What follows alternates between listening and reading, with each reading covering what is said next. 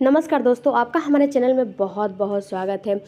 Friends देखिए, implant के दिनों में कुछ महिलाएं कुछ मिस्टेक कर जाती हैं, कुछ महिलाएं कुछ गलती कर जाती हैं या फिर कुछ महिलाएं कुछ करती ही नहीं हैं, तो उनका इम्प्लांट फेल हो जाता है और वो बोलती हैं कि अरे मेरा पीरियड आ गया, अब मैं क्या करूं, बहुत हताश हो जाती है। तो फ्रेंड्स देखिए, हर चीज़ तो ऊपर वाला के हाथ में होता है, हमारे हाथ में कुछ नहीं होता है। लेकिन एक चीज़ इंसान को करना चाहिए कि अपना जो हार है वो कभी मानना नहीं चाहिए, कभी भी हार नहीं मानना चाहिए। देखिए फ्रेंड्स, ऊपर वाला भी ये देखता रहता है, गॉड भी ये देखता रहता है कि कौन लोग स्ट्रगल कर रहे हैं।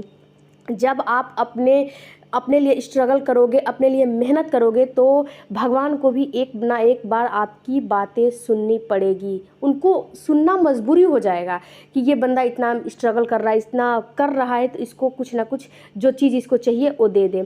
जो भी वीडियो में बताया जाता है उसको अपने ऊपर अप्लाई ज़रूर करिए। ये नहीं कि एक कान से सुना एक कान से निकाल दिया, बिल्कुल भी नहीं। आपको करना है, चाहे जैसे भी फॉर्म में करना है, लेकिन करना है। करने से जहाँ चाह रहती है वहाँ राह मिलती है। करने से ही हर समस्या का हल मिलता है, हर समस्या का समाधान मिलता है। देखिए, इम्प्लांट के दिनों में आपको कौन कौन से काम करने हैं जिससे कि आपका इम्प्लांट सक्सेसफुल हो जाए। सबसे पहले तो मैं बता दूं कि इम्प्लांट होना किसे कहते हैं। देखिए, जब आप अगर ओवुलेशन ट्रैक कर रही हैं, ओवुलेशन काफ़ी चीज़ों से ट्रैक किया जाता है। अगर आप फॉलिकल स्टडी करवा रही हैं, उससे ट्रैक कर रही हैं, या फिर आईवीएफ आईयूआई कुछ भी करवा रही हैं, उन सब में इम्प्लांट की प्रक्रिया होती ही है। जब तक इम्प्लांट की प्रक्रिया नहीं होती है तब तक प्रेगनेंसी कंफर्म नहीं होती है। प्रेगनेंसी कंफर्म करने के लिए इम्प्लांट की प्रक्रिया होना बहुत ज़रूरी है। आपके प्रेगनेंसी में इम्प्लांट की प्रक्रिया काफ़ी भूमिका निभाती है। तो इम्प्लांट के समय आपको क्या क्या चीज़ ध्यान में रखना है।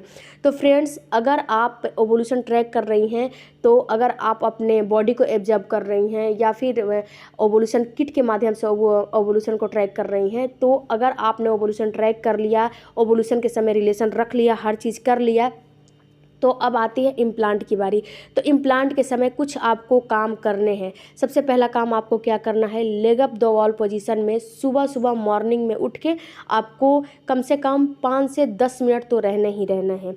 अब आप सोचेंगे कि ये क्या बता रही है, ये क्यों बता रही है। देखिए फ्रेंड्स, ये leg up the wall position आपको रिलेशन रखने के समय भी किया जाता है, ओवुलेशन के समय भी करना चाहिए और आपको इम्प्लांट के समय भी करना चाहिए।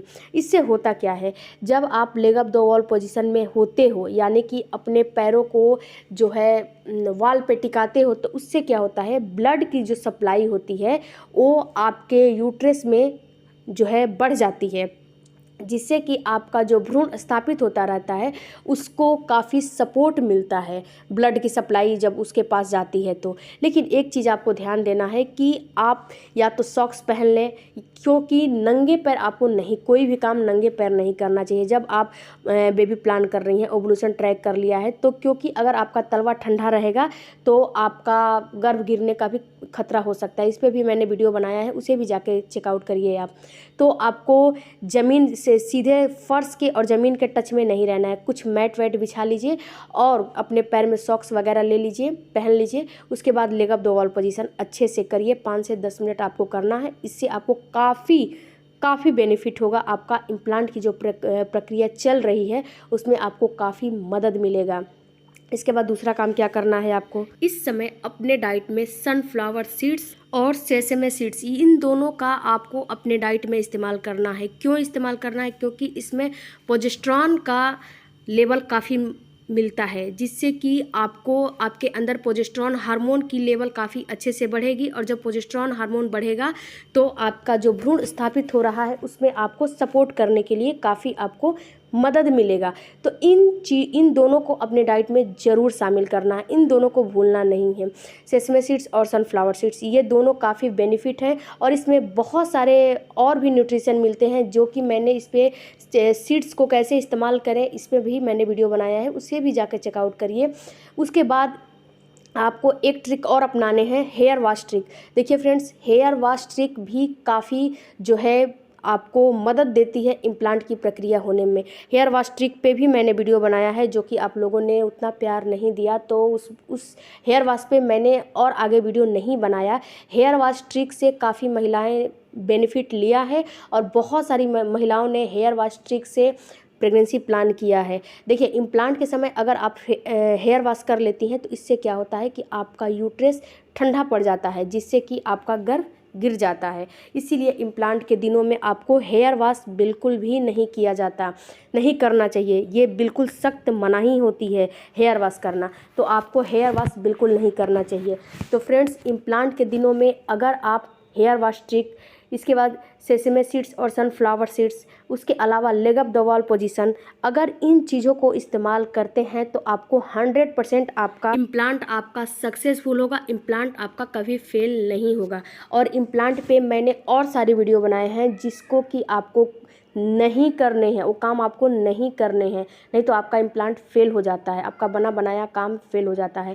तो इम्प्लांटेशन के दिनों में अगर ये 3 चीज़ अगर आप करते हैं, इसके अलावा आप हेल्दी डाइट लेती हैं, तो आपका इम्प्लांट कभी फेल होगा ही नहीं और आपका सक्सेसफुल इम्प्लांट होगा। और जब सक्सेसफुल इम्प्लांटेशन की प्रक्रिया पूरी हो जाती है तो आपको सक्सेसफुल प्रेगनेंसी भी हो जाती है।